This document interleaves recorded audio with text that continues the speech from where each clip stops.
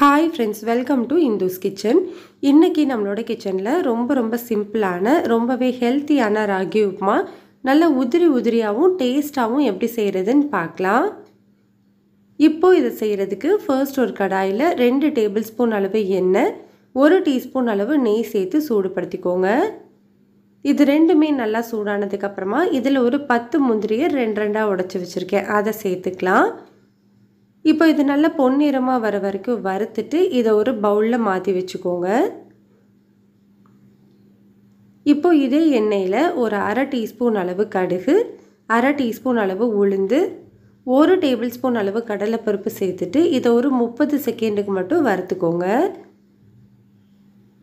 இப்போ இது கூட 2 பெரிய வெங்காயத்தை நல்லா பொடியா கட் பண்ணிட்டு சேர்த்துக்கலாம்.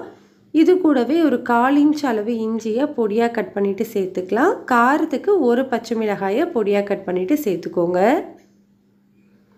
இதில் இப்போ கொஞ்சமா கறிவேப்பிலை சேர்த்துட்டு இந்த வெங்காயத்தை 2லேருந்து 3 நிமிஷத்துக்கு நல்லா வதக்கிக்கோங்க. ராகி உப்புமாக்கு வெங்காயம் கொஞ்சம் அதிகமாக சேர்த்து செஞ்சோம் அப்படின்னா டேஸ்ட் ரொம்பவே நல்லா இருக்கும். இப்போ பாருங்க நம்மளுக்கு வெங்காயம் நல்லா வதங்கியிருக்கு. இப்போ இது கூட ஒரு பாதி தக்காளியை சின்னதாக கட் பண்ணிட்டு சேர்த்துக்கலாம். கூடவே இந்த உப்புமாவுக்கு தேவையான அளவு உப்பு 1 டேபிள்ஸ்பூன் கல்லுப்பு சேர்த்துட்டு இந்த தக்காளி நல்லா மசிகிற வரைக்கும் வதக்கிக்கோங்க. இந்த அளவுக்கு தக்காளி நல்லா மசிஞ்சு வெந்ததுக்கு அப்புறமா ஸ்டவ்வை லோ ஹீட்ல வச்சுட்டு மெஷரிங் கப்ல 1 கப் அளவு ரவை சேர்த்துக்கிறேன். இப்போ நம்ம ஸ்டவ்வை லோ ஹீட்லயே வச்சுட்டு இந்த ரவையிலேருந்து நல்ல வாசனை வர வரைக்கும் வறுத்துக்கோங்க. ரவை வந்து நல்லா வறுபட்டு வந்தாதான் நம்மளுக்கு உப்புமா வந்து நல்லா உதிரியா கிடைக்கும். இப்போ பாருங்க நம்மளுக்கு ரவை வந்து நல்லா வறுபட்டிருக்கு. இப்போ இது கூட நீங்க எந்த கப்ல 1 கப் ரவை எடுத்தீங்களோ அதே கப்ல 1 கப் அளவு ராகி மாவு சேர்த்துக்கலாம். இது கடையில வாங்கின ராகி மாவு தான். ஸ்டவ்வை லோ ஹீட்லேயே வச்சுட்டு இந்த ராகி மாவு நல்லா வறுப்புற வரைக்கும் வறுத்துக்கோங்க. இதுலேருந்து நல்ல வாசனை வரணும். ராகியை நீங்கள் நல்லா வறுக்கும் போது தான் உப்புமாவும் நம்மளுக்கு நல்ல டேஸ்ட்டாக கிடைக்கும். இப்போ பாருங்கள் நம்மளுக்கு ராகி மாவு வந்து நல்லா வறுப்பட்டு கலர் எல்லாம் சேஞ்ச் ஆகி வந்திருக்கு பாருங்கள். நம்ம இந்த கப்பில் தான் 1 கப் அளவு ராகி மாவும் 1 கப் அளவு ரவை மொத்தமாக 2 கப் எடுத்தோம் இல்லையா? இதே கப்பில் 4 கப் அளவு நல்ல சூடான தண்ணி சேர்த்துக்கோங்க. தண்ணியை நல்லா கொதிக்க வச்சுட்டு அதுக்கப்புறமா 4 கப் அளவு சேர்த்துக்கோங்க. ஸ்டவ்வை லோ ஹீட்டில் வச்சுட்டே சேர்த்துக்கோங்க. இப்போ நம்ம ஸ்டவ்வை லோ ஹீட்லேயே வச்சுட்டு இந்த உப்புமாவில் கட்டிகள் எதுவும் இல்லாதது மாதிரி நல்லா கலந்து கொடுத்துக்கோங்க. கண்டிப்பாக நம்ம நல்ல சூடான தண்ணி தான் சேர்க்கணும். நம்ம நார்மல் தண்ணி சேர்த்தோன்னா நம்மளுக்கு டேஸ்ட்டு மாறிடும்.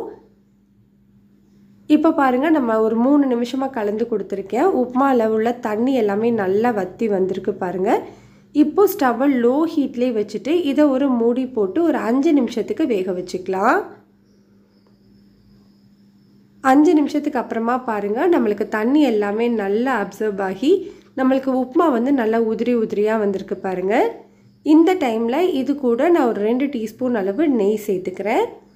நெய் சேர்க்கும் போது நம்மளுக்கு உப்புமா நல்லா வாசனையாகவும் இருக்கும், டேஸ்ட்டாகவும் இருக்கும்.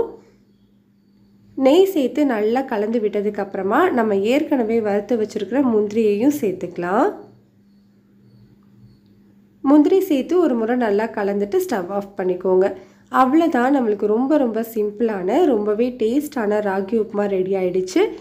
செய்கிறதுக்கும் ரொம்ப சிம்பிளாக இருக்கும், டேஸ்ட்டும் ரொம்பவே நல்லாயிருக்கும். கண்டிப்பாக ட்ரை பண்ணி பாருங்கள். இந்த ரெசிபி உங்களுக்கு பிடிச்சிருந்ததுன்னா லைக் பண்ணுங்கள், ஷேர் பண்ணுங்கள், கமெண்ட் பண்ணுங்கள். மறக்காமல் இந்துஸ் கிச்சனை சப்ஸ்கிரைப் பண்ணிவிட்டு கூடவே பெல் பட்டனையும் கிளிக் பண்ணி ஆளுங்கிற பட்டனையும் கிளிக் பண்ணிக்கோங்க. அப்போ தான் நம்ம போடுற வீடியோஸ் எல்லாமே உடனே உங்களுக்கு வரும்.